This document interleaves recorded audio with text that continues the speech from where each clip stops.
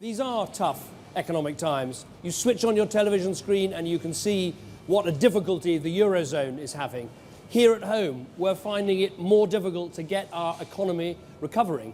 And of course, for families around our country, things are difficult. Well, what a difference 2 years can make.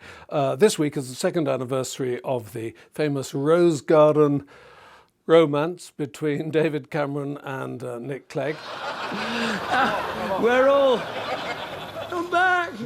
We're all going to have things that we said thrown back at us. They've had their good moments and they've had their bad moments, increasingly bad moments, of course. So how do you acknowledge this after those terrible election results last week? You can hardly celebrate and get the champagne out, can you, except to toast Boris Johnson, and I don't think David Cameron particularly wants to do that.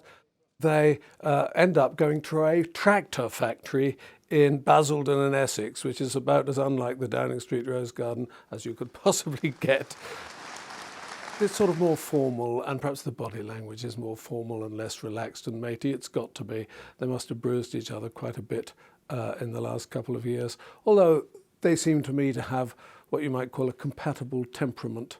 They get on. You can hardly imagine Chris Huhne or Vince Cable being able to do it with Cameron. They'd want to strangle him.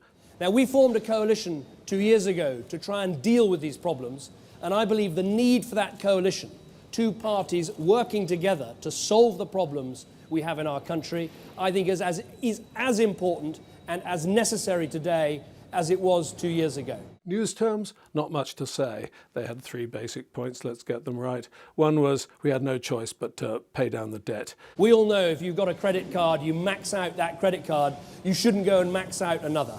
The problems of overspending and too much debt can't be solved by even more spending and more debt. And crucially, we've got to keep our interest rates low. That will help firms like this expand, it helps families with their mortgages, so it's right to keep with the tough decisions that we've made. And then we're trying to do things for investment and for hard-working families. And Cameron occasionally kept on saying, immigrants too, we're keen to control them.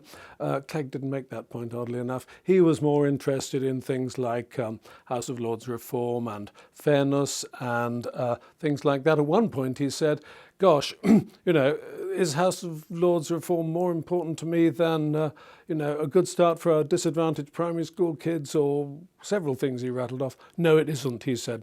I wonder if they'll be cross with that in the Lib Dems. So I think we owe it to the youngsters of today to lift that dead weight of debt off their shoulders. And for those critics who say about us in this coalition government that we're somehow, you know, doing this for ideological reasons, that we do this with any relish, that we're doing it because we want to shrink the state. Nonsense. We're doing this not because we want to, but because we have to. You've got two posh boys down in a factory in Essex talking to people, and they don't quite connect in the language. Better than Gordon Brown, probably not as good as Tony Blair, but of course if Tony Blair had had his deputy along, it would have been Prescott, shop steward, trade unionist. They'd have got all that.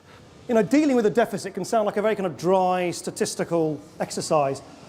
I actually think we've got a moral duty to the next generations and to our children and our grandchildren.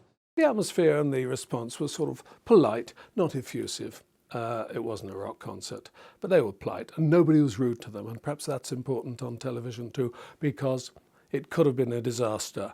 It'll look all right on the evening news, probably without changing many minds. But thank you very much for the welcome. Thank you for your questions. Thank you very much indeed.